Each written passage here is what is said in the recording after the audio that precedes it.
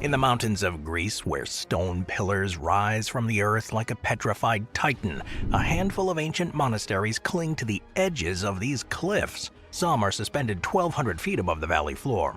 These are the monasteries of Meteora, a name that means suspended in the air, and they're among the most improbable constructions ever achieved by humans. Its origins begin long before the first stones were laid. The rock columns that define the landscape are the result of over 60 million years of geological force.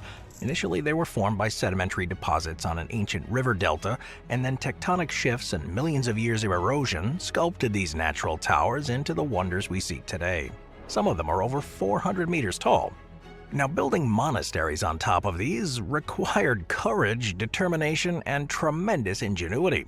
With no modern tools like cranes or scaffolding, even helicopters, every brick, wooden beam, and slate tile had to be hauled up manually. At first, the only way up was by rope ladders and nets. Monks and materials alike were hauled up to cliffs in baskets and suspended from winches. As time passed, the monasteries began to solidify both physically and spiritually. At its height, it was home to 24 individual monasteries. Each one was a self-sustaining sanctuary. They weren't just spiritual centers. They became bastions of Greek culture and learning during the Ottoman occupation. Monks hid manuscripts, they taught clandestine lessons, and preserved sacred traditions. All of this happened hundreds of feet above the ground, often shrouded in fog, and that made them seem like floating fortresses from another world. Some might see Meteora and ask, why not build in the valley? Why subject yourself to such hardship? But that's precisely the point. It's a city that really shouldn't be possible, where the very idea of civilization seems to defy the laws of physiology and climate.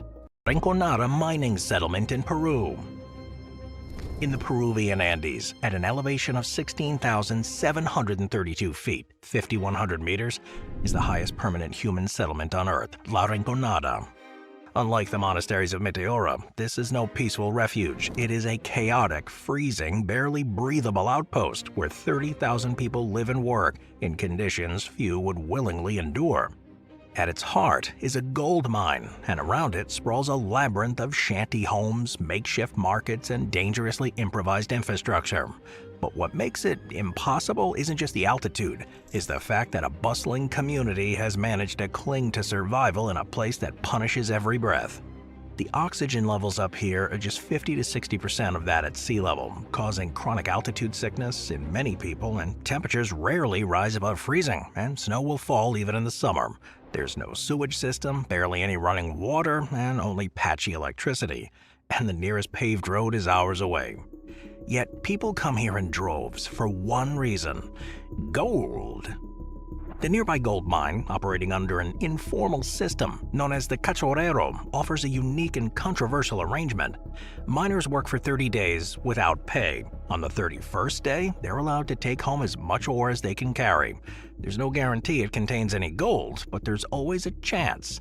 It's like a lottery, a brutal, physical, life-shortening lottery, but one that lures thousands from poorer regions of Peru, Bolivia, and beyond.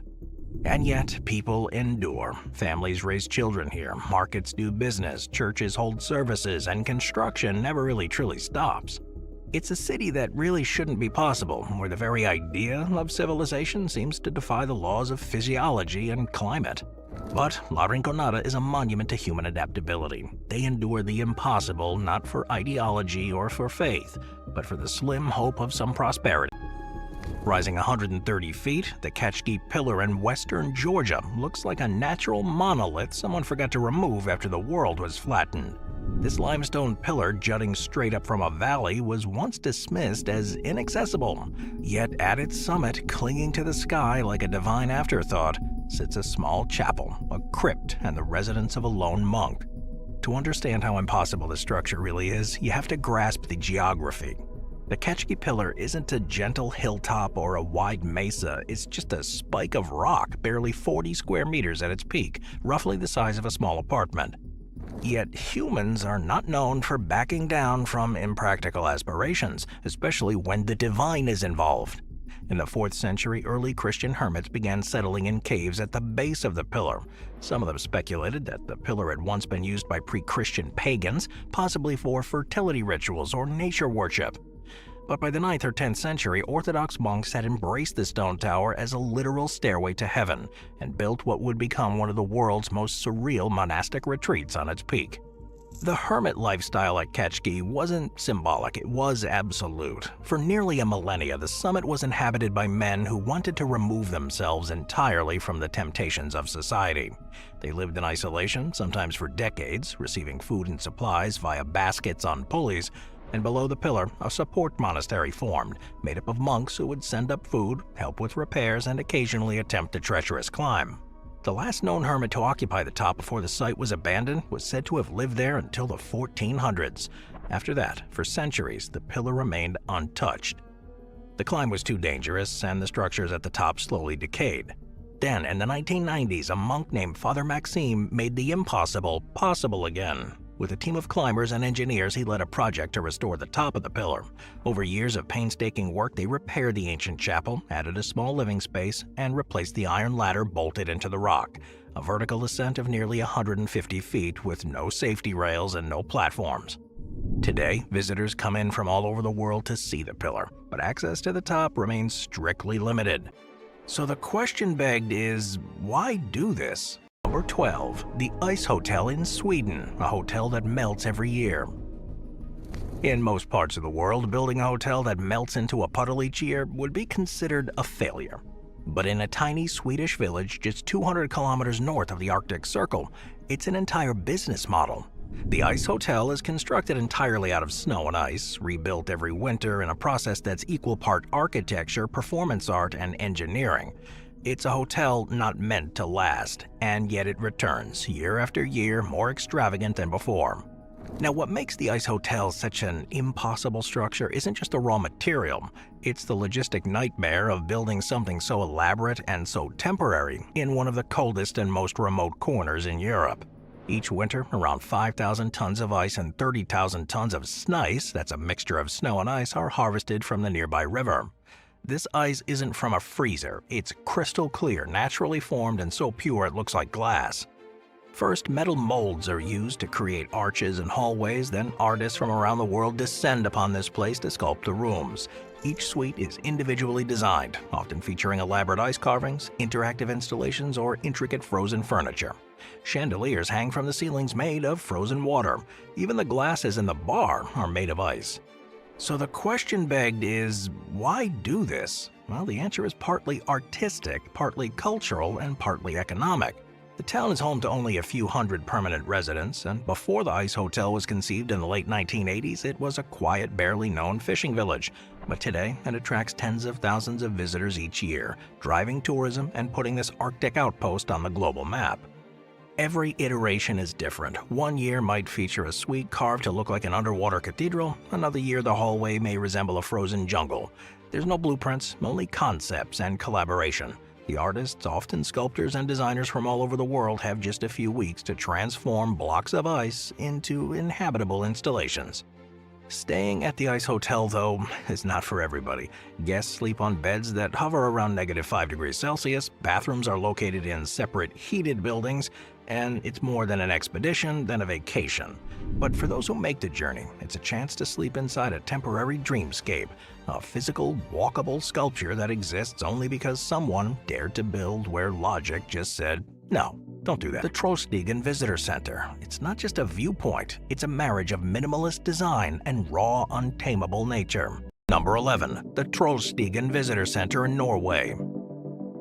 In Norway's western mountains, there's a structure that looks less like a building and more like a shard of the landscape itself. It's balanced with impossible grace over a vertical cliffside, the Trollstigen Visitor Center. It's not just a viewpoint, it's a marriage of minimalist design and raw, untamable nature. The name Trollstigen, meaning Troll's Ladder, refers to a famous serpentine mountain road known for its dramatic switchbacks and waterfalls. It's part of the Norwegian Scenic Routes project, which blends infrastructure and nature to create unforgettable drives. But few stops along the route are as breathtaking or as unlikely as this one. The center was conceived with a philosophy called contextual minimalism. That means the building wasn't just placed in nature, it was grown from it. Its sharp-edged concrete volumes mirror the jagged cliffs around them. Corten steel panels weather naturally that blend in with the rust-red lichen on nearby boulders, and large panes of glass reflect the fjord below, while allowing visitors to peer straight down into the void. One of the coolest features is the cantilevered viewing platform. That's a walkway that juts straight out over the precipice. Standing on it, visitors look down on the twisting roads hundreds of feet below, with nothing but a steel railing between them and the drop. The platform doesn't just offer a view, it dares visitors to confront the verticality of nature. Inside the center is a cafe, gift shop, and exhibition hall, all restrained in their aesthetic to let the landscape dominate. Even the lighting is minimal, allowing fog, sunlight, and snow to become the true stars of the experience. And everything from the menu in the cafe to the textures of the walls is intended to remind you that you're not in a city, you're in the belly of the earth itself. But perhaps the most poetic detail, the building is designed to be overwhelmed. When the snow comes, the structure is buried. When the fog rolls in, it disappears. And when the wind howls, it groans like the cliffs around it. The Trollstigen Visitor Center doesn't defy its impossible location, it honors it.